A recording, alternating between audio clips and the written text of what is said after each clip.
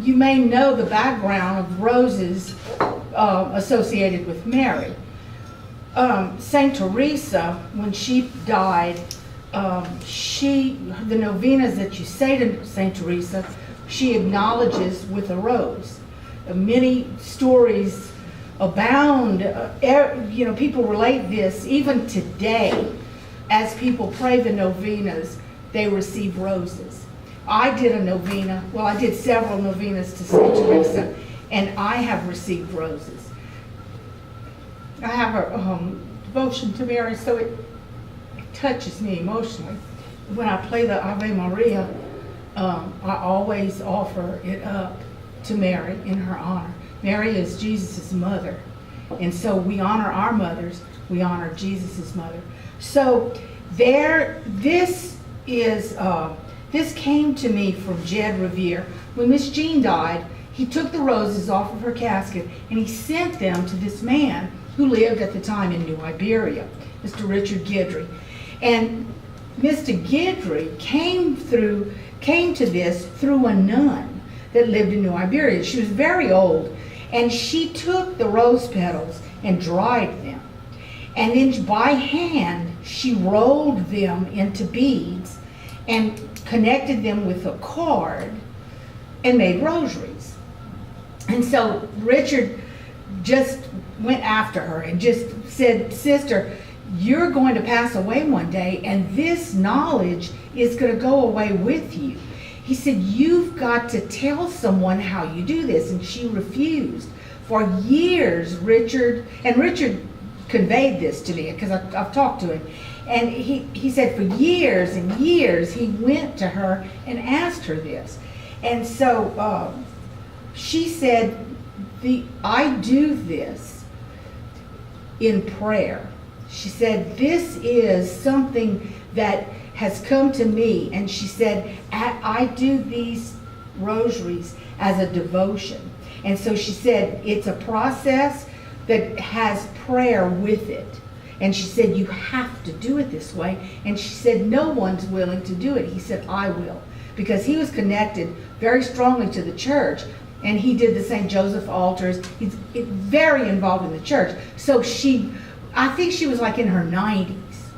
And she finally relented because he just was relentless. So she taught him how to do this. Well, he ended up moving to New Orleans. Well, when my brother died, Jed told me again, he said, Pat, here's what the rosaries look like. He said, they're not beautiful. But he said, as you pray the rosary, the oils from your hands turn these beads into hardened, shiny beads. Okay? So I took all the rose petals and you dry them and you package them up in a box and you ship them off. It takes a year to do this. And so this is a man's rosary, okay? The beads are just black, and he puts, at the Our Father, he either puts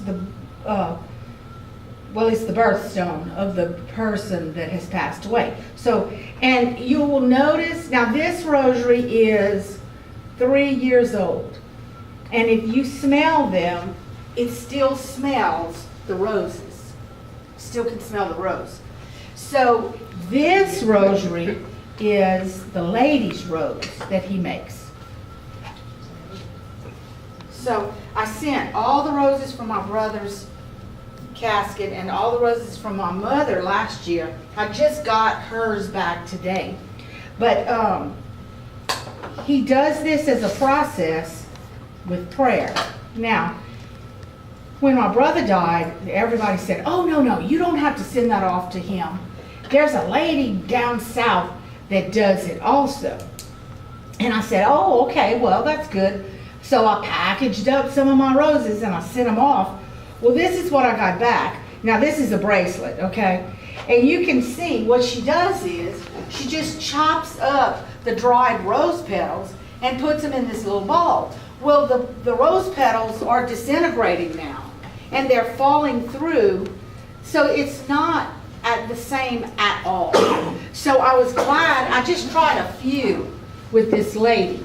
And I was glad that I saved them to send to Richard and got back those roses. But the connection with Mary, there's several stories, but the one that I really love to tell is there were some children, Fatima, the two girls and the boy at Fatima that saw Mary's apparition. One of the girls needed a kidney transplant, but back then Europe was not the place to have this done. So someone in the United States agreed to take this girl in and let her stay with them until she was recovered from the kidney transplant. And this was in Arizona, where it's dry. There's nothing growing there except cactus. Well, people found out, people found out that this girl was there, and they started coming. They started coming to see her. And it was in a valley. When you entered the valley, people said the smell of roses was so overwhelming. They said you just could not get away from the smell. And I mean, hundreds of thousands of people visited this girl. When she left to go back to Europe, the rose smell went away. So it's just amazing. But story after story of people doing the St. Teresa novena, of people getting rose petals, a whole rose. Some of them, while they're praying in church, they look down and there's a rose laying on the ground in front of them, which wasn't there before. And so you can believe that this is people that are having senior moments, or you can believe that Mary is acknowledging that your prayers are being heard. So that's the story of these roses. So if anybody wants the address, I have it. He's a real nice man. It took me a year. Michelle Derwin, her daddy died 2 weeks before Mama, brother. And someone said, oh, send him off to this lady. And I was sitting there listening at the graveyard, and I waited, and I said, Michelle, wait, don't do anything. Let me talk to you about this. And so she decided to send these off, so she's waiting for her rosaries to come back too. But it takes a year and more to have these rosaries made. So it's well worth it. And it's not cheap. I mean, somebody's sitting there stacking rose petals one by one. And by the way, these roses were pink. They were pink. So I just think it's wonderful. And the meaning, while you're sitting in church saying the rosary, it's just so much more than just buying a rosary from a rosary house.